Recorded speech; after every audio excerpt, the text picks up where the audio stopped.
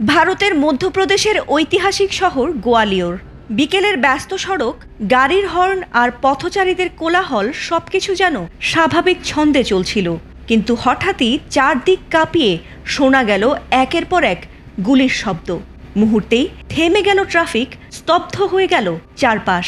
প্রকাশ্যে গুলি করে এক নারীকে হত্যা করে তার স্বামী। আর এমন নৃশংস ঘটনাটি তিনি নিজেই লাইভে এসে দেখাচ্ছিলেন। আর সেই মর্মান্তিক ভিডিও বিদ্যুতের গতিতে ছড়িয়ে পড়ে সামাজিক মাধ্যমগুলোয়। আর তাতে যেন রীতিমতো নিন্দার ঝড় ওঠে গোটা ভারত জুড়ে। কেন প্রকাশ্যে স্বামীর হাতে প্রাণ গেল ওই নারীর? আর নেপথ্যেই বা কি কারণ ছিল? জানলে রীতিমতো চোখ কপালে উঠবে যে কারোরই।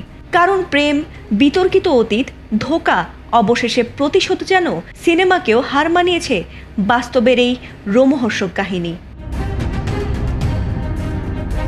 ভারতীয় একটি গণমাধ্যমের এক প্রতিবেদন থেকে জানা গেছে, গুলিবিদ্ধ হয়ে খুন হওয়া সেই নারীর নাম নন্দিনী কেওয়াত, আর অভিযুক্ত সেই ব্যক্তির নাম অরবিন্দ পরিহার। ভাইরাল ভিডিওতে দেখা গেছে রাস্তায় নন্দিনীর পথ রোধ করে খুনি অরবিন্দ।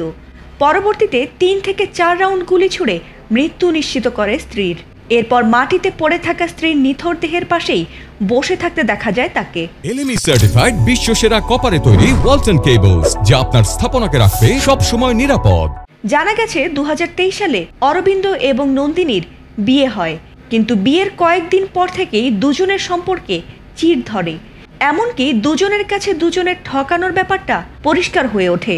অরবিন্দ যেমন স্ত্রীকে ঠকিয়ে অনৈতিক সম্পর্কে জড়িয়েছিলেন, তেমনি স্ত্রীর অন্ধকার অতীত নিয়েও ক্ষোভ ছিল তার।